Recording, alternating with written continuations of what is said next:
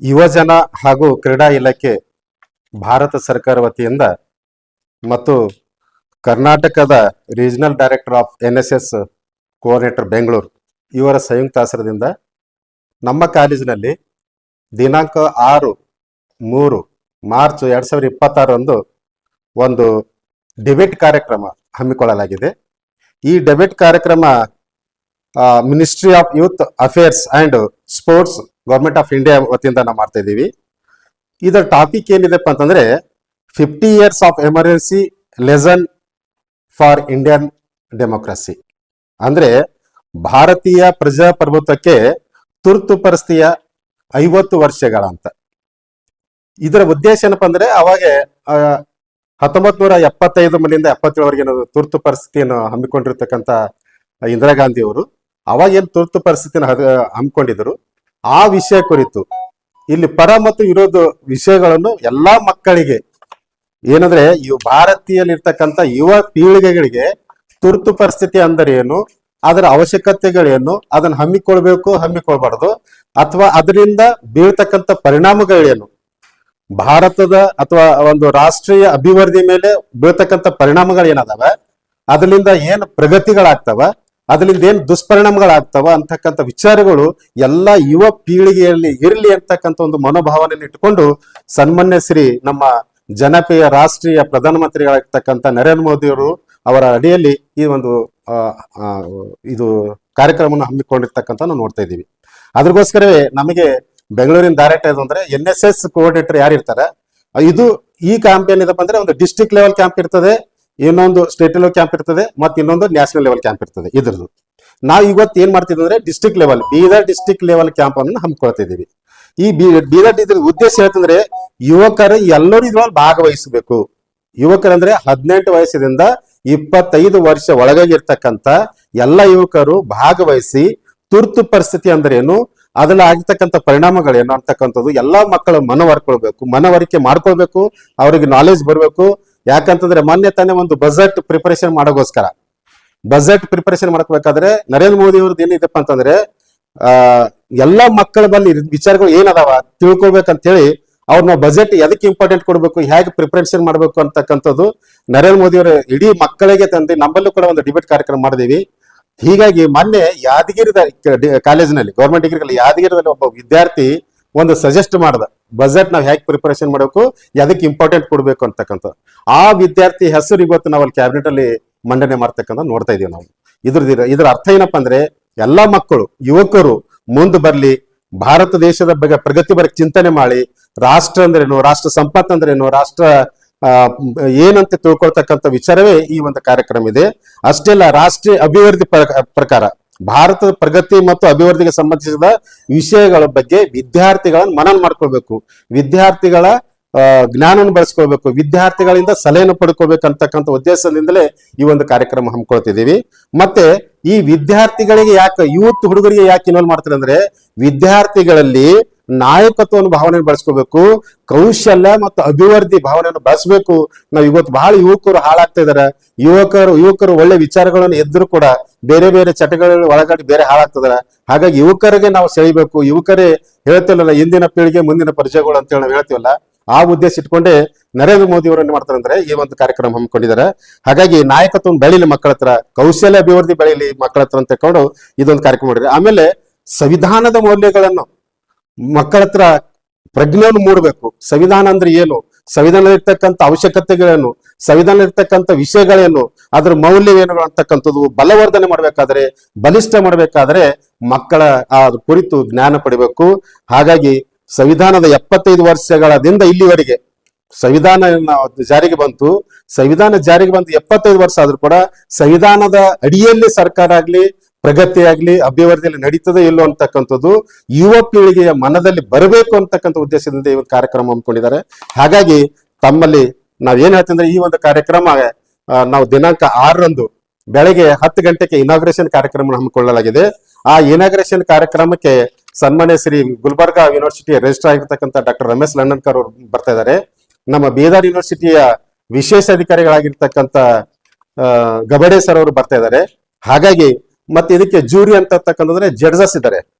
Judges political science lecture ಆಗಿರ್ಬೋದು, commerce lecture professor ಆಗಿರ್ಬೋದು, ಮತ್ತೆ ಕನ್ನಡ ಪ್ರೊಫೆಸರ್ ಆಗಿರ್ಬೋದು, ಇಂಗ್ಲಿಷ್ ಪ್ರೊಫೆಸರ್, ಹಾಗೆ 5 ರಿಂದ 6 ಜೂಡಿಯಸ್ ಬರ್ತಿದ್ದಾರೆ, ಅಂದ್ರೆ ಜೂನಿಯರ್ ಜಡ್ಜ್ಗಳು ಬಂದಿರ್ತಾರೆ.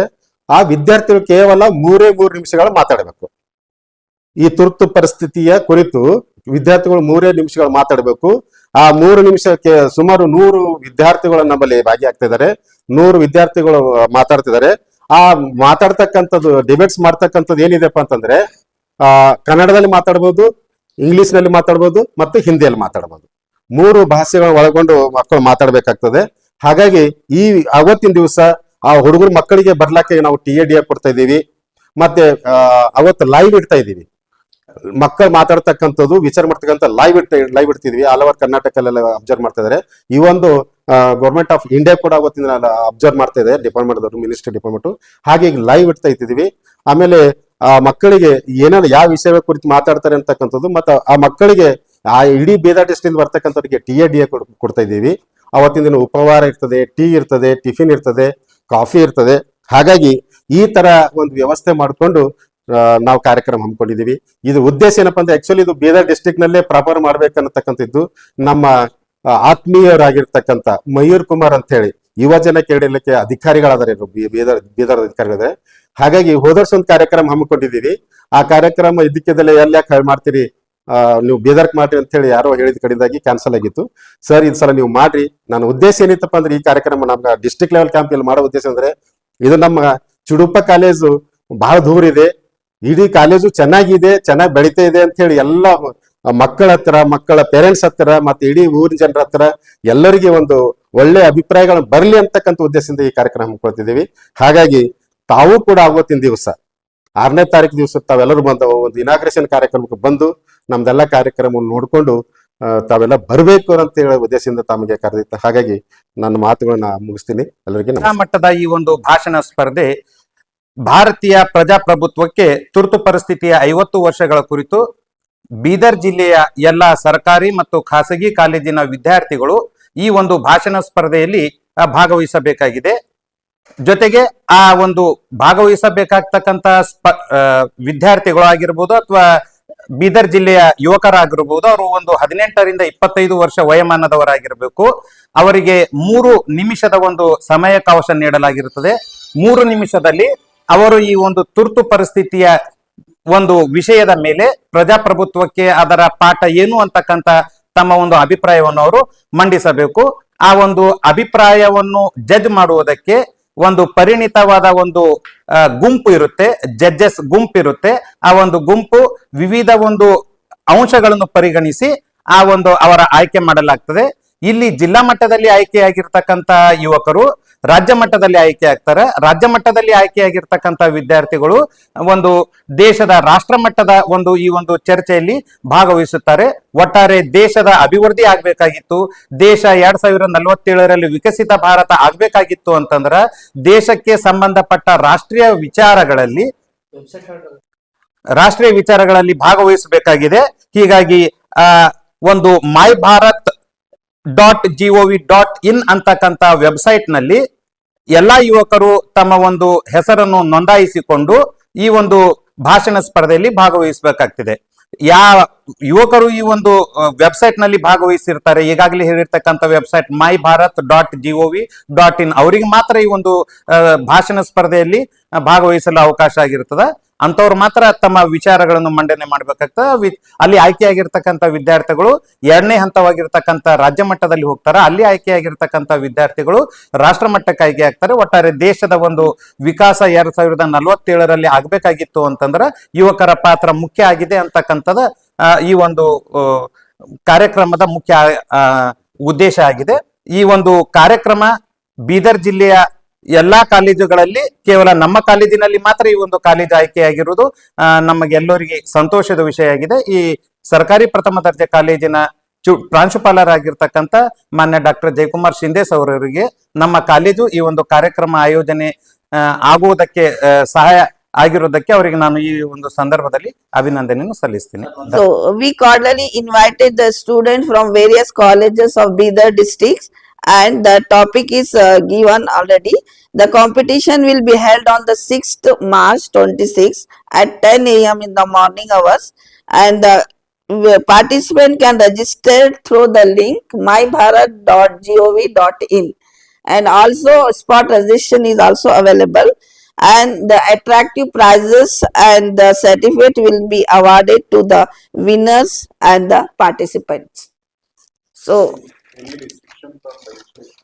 no, there is no restrictions, and we are providing the breakfast, tea, lunch, and all.